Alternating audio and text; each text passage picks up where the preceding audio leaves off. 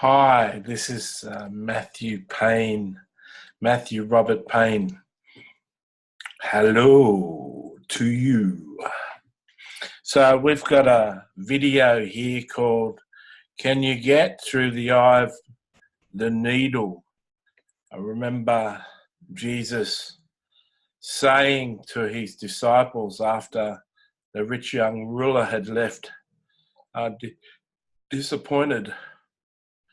Jesus said that it's easier for a camel to get through the eye of a needle than a rich man to get into heaven. I just had someone write to me on Facebook who said the eye of the needle was an actual place. The rich had to totally unload their camel, and the camel had to squeeze through this entrance. The camel could have absolutely nothing on it in order to get through. So it was difficult for the camel to get through. That's what Jesus was saying, that it's not impossible for the rich to get into heaven, but it's a real task.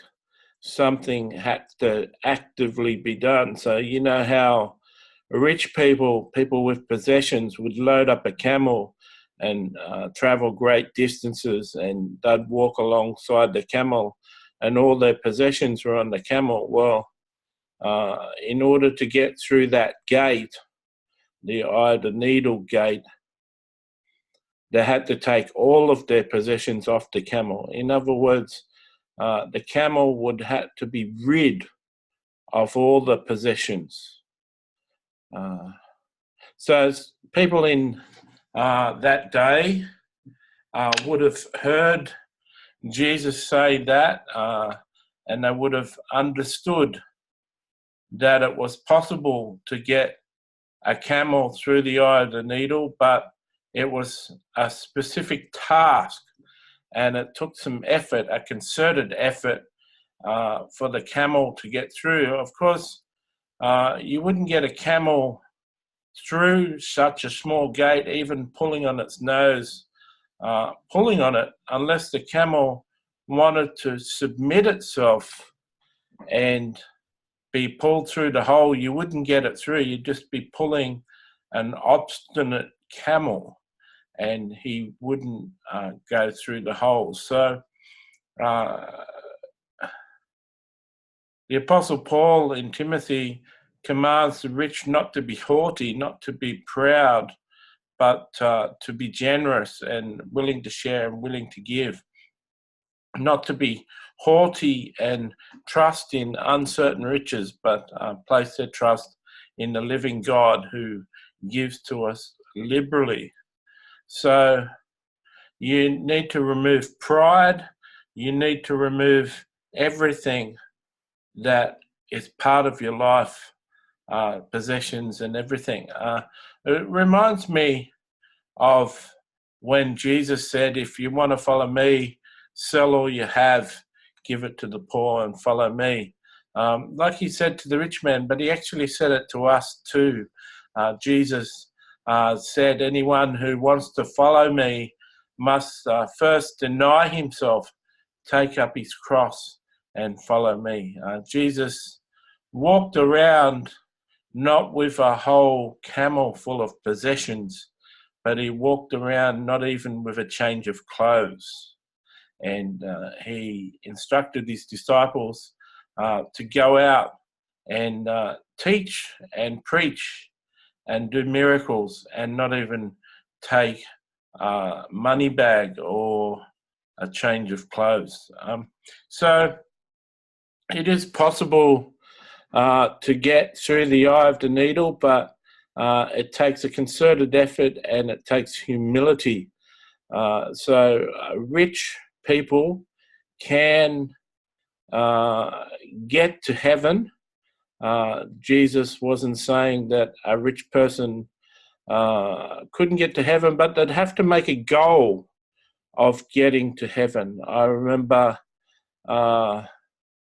meeting an evangelist who met the Queen, and the Queen invited him to the palace.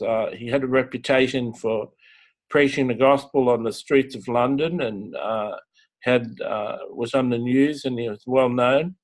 The Queen invited him into her palace, said some pleasantries, and then got down to business. And she said, "I'm concerned with all of my wealth. If I'm going to make it into heaven, do I need to give more? Do I need to do more charity? I want to be sure of my salvation."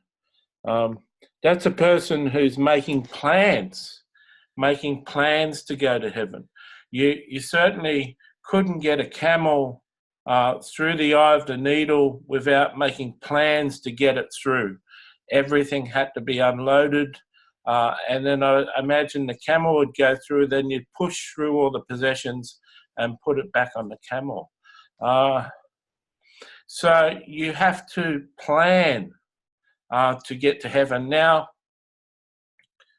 it may surprise you that a good portion of the world, up to a third of the world, that was a bit of a wink there, up to a third of the world live on less than $2 a day. I'm on a disability pension from my government, and I would be considered rich according to world standards. I heard a quote in a book that I was reading that said the cats in America live better than a third of the world's population. So we're considered rich, and we have to plan to go to heaven. Where I've done a video that talked about can we love the world and still go to heaven? That's a video you may want to look up. Can we love the world and still go to heaven? You have to ask yourself, what did scriptures teach on living in the world and being part of the world? It's a lot more difficult to go to heaven than many preachers preach. And you have to make a concerted effort to make sure your life isn't in an idolatrous situation or a covetous situation. So I just thought I'd share that truth. The person who wrote to me encouraged me to share this truth with people.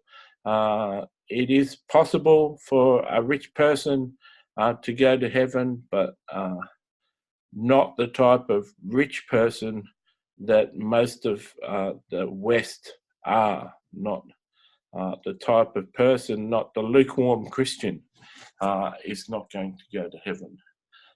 So I pray that you turn around, repent, and live differently. This is Matthew Robert Payne signing off. God bless. Yes, and if you like this video, please comment in the comment section below. See ya.